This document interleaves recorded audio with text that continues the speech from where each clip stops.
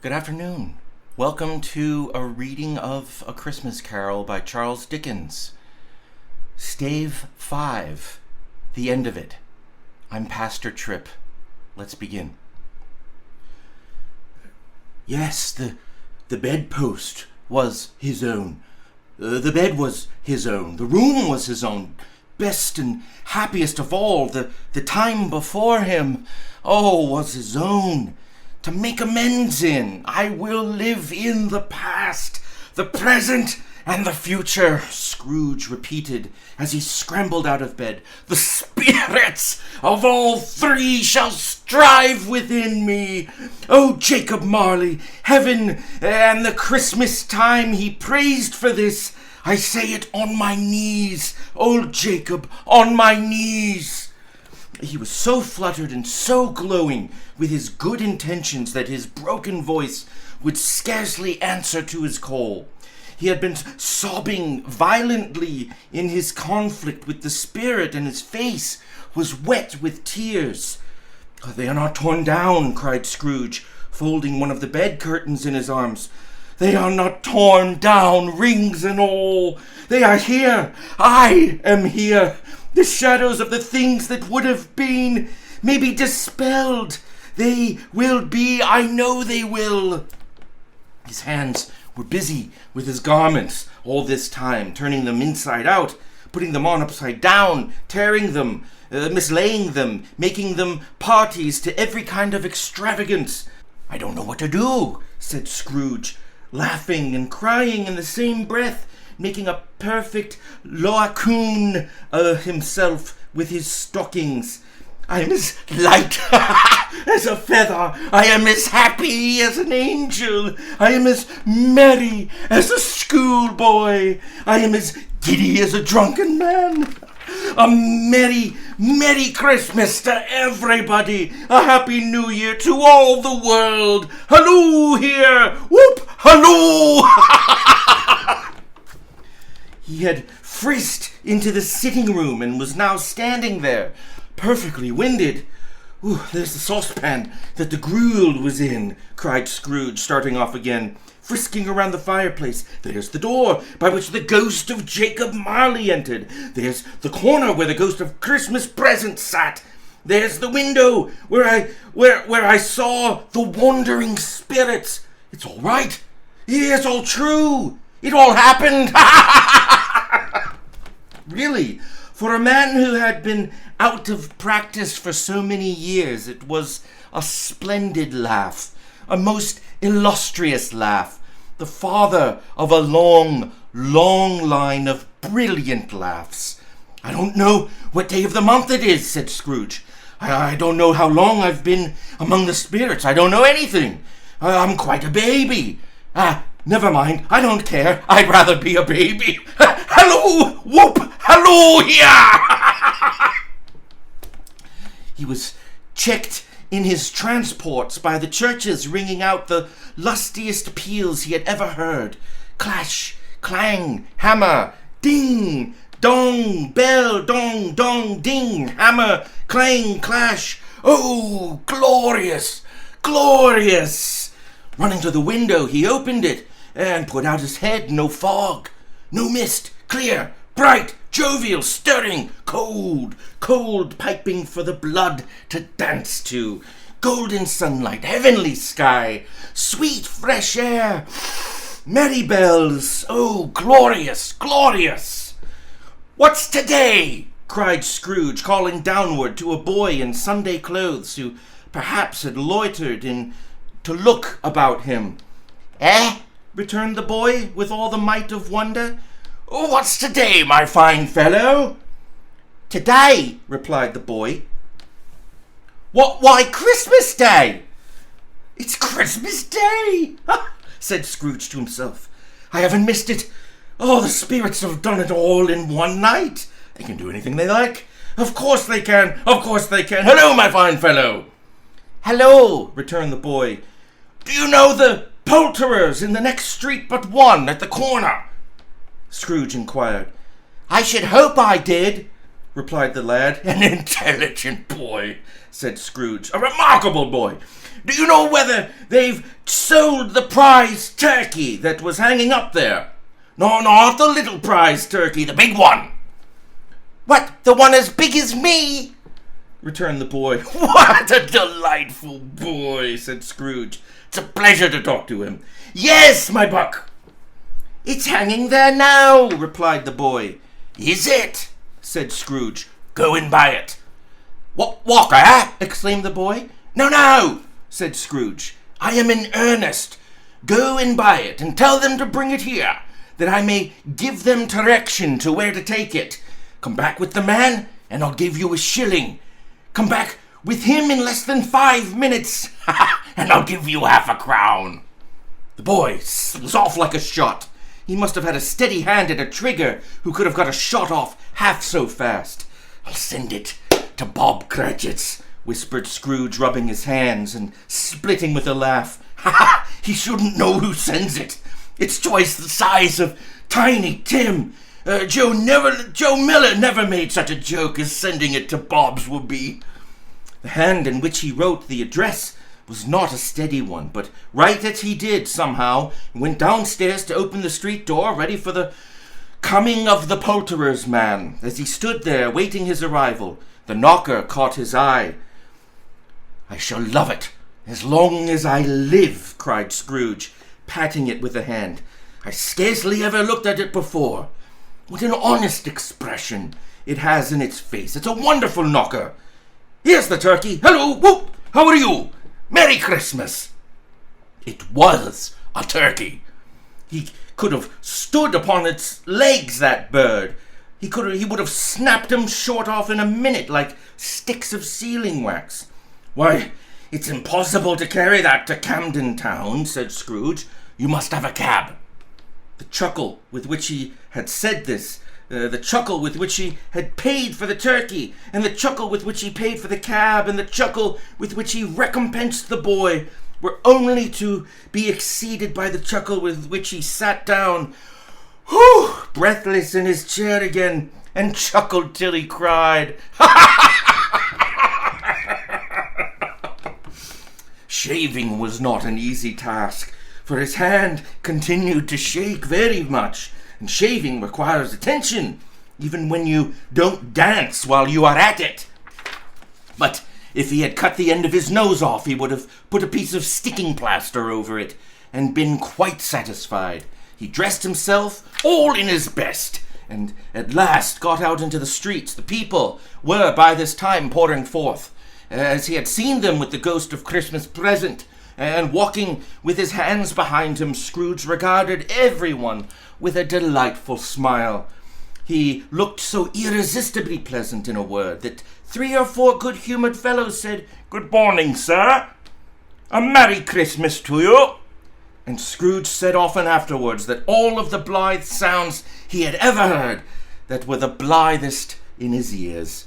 He had not gone far when, coming on towards him, he beheld the portly gentleman who had walked into his counting-house the day before, and said, "Scrooge and Marley's, I believe." It sent a pang across his heart to think how this old gentleman would look upon him when they met, but he knew what path lay straight before him, and he took it. "My dear sir," said Scrooge, quickening his pace, and taking the old gentleman by both hands, "how do you do? I hope you succeeded yesterday. It was very kind of you. A Merry Christmas to you, sir."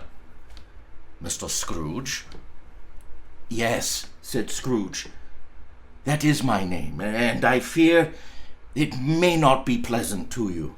Allow me to ask your pardon, and will you have the goodness—" Here Scrooge whispered in his ear. "Lord bless me!" cried the gentleman, as if his breath were gone. My dear Scrooge, are you serious?" "If you please," said Scrooge. "Not a farthing less. A great many back payments are inclined to it. I assure you. Will you do me that favor?" "My dear sir," said the other, shaking hands with him, "I don't know what to say to much Don't say anything. Please, retorted Scrooge, come and see me. Will you come and see me? I will, cried the old gentleman. It was clear he meant to do it. Thank ye, said Scrooge. I am much obliged to you. I thank you 50 times. Bless you. He went to church, walked about the streets, and watched the people hurrying to and fro, and patted children on the head, and questioned beggars, and looked down into the kitchens of houses, and up to the windows, and found that everything could yield him pleasure. He had never dreamed that any walk, that anything, could give him so much happiness. In the afternoon, he turned his steps toward his nephew's house. He passed the door 12 times before he had the courage to go up and knock. But he made a dash and did it. Is your master home, my dear? Said Scrooge to the girl. Nice girl, very. Yes, sir. Where is he, my love? Said Scrooge. He's in the dining room, sir, along with the mistress. I'll show you upstairs, if you please. Thank ye. He knows me, said Scrooge, with his hand already on the dining room lock. I'll go in here, my dear. He turned it gently and sidled his face in round the door, and they were looking at the table, which was spread out in great array, for these young housekeepers are always nervous on such points, and like to see that everything is right. Fred, said Scrooge. Dear heart alive, how his niece by marriage started. Scrooge had forgotten for the moment about her sitting in the corner with the footstool, or he wouldn't have done it on any account. Why, bless my soul, cried Fred. Who's that? It's I, your Uncle Scrooge. I have come to dinner. Will you let me in, Fred? Let him in? It is a mercy he didn't shake his arm off. He was at home in 5 minutes. Nothing could be heartier. His niece looked just the same. So did Topper when he came. So did the plump sister when she came. So did everyone when they came. Wonderful party. Wonderful games. Unanimity. Wonderful happiness. But he was early at the office next morning. Oh, he was early there. If he could only be the first and catch Bob Cratchit coming in late. That was the thing he had set his heart upon. And he did it. He did it. The clock struck 9. No Bob. 1:15. No Bob. He was full 18 minutes and a half behind his time. Scrooge sat with his door wide open, that he might see him come into the tank. His hat off before he opened the door, his comforter too.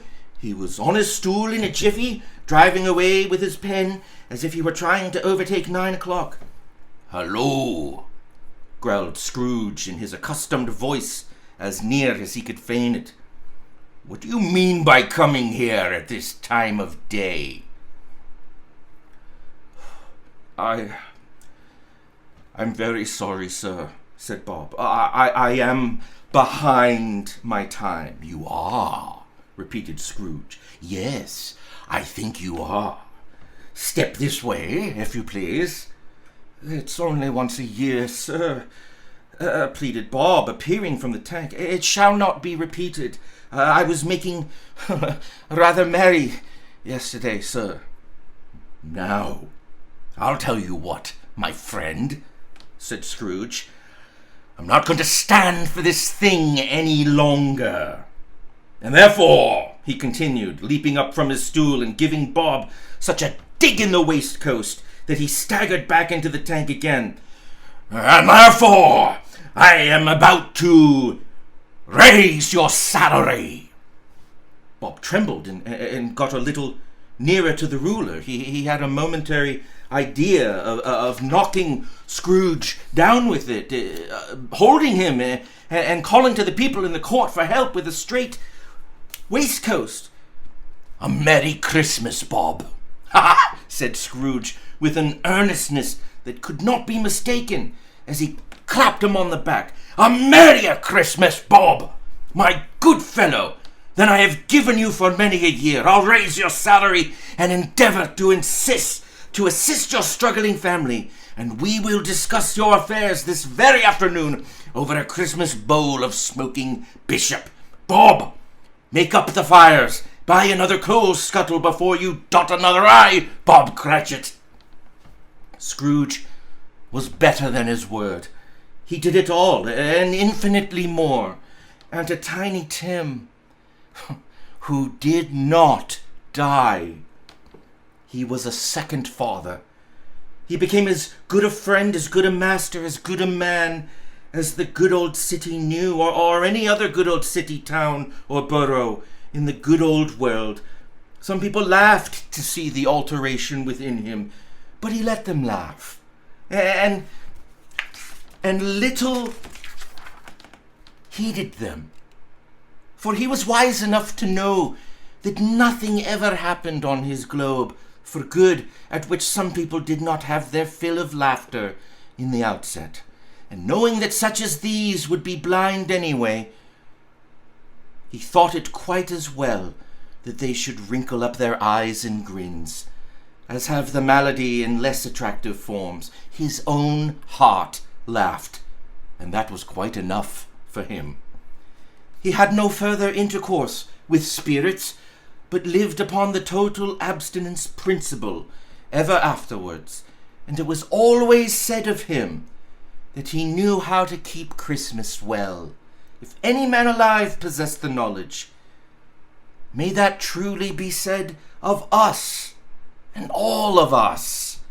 And so, as Tiny Tim observed, God bless us, everyone. The end. A Merry Christmas and Happy New Year to you.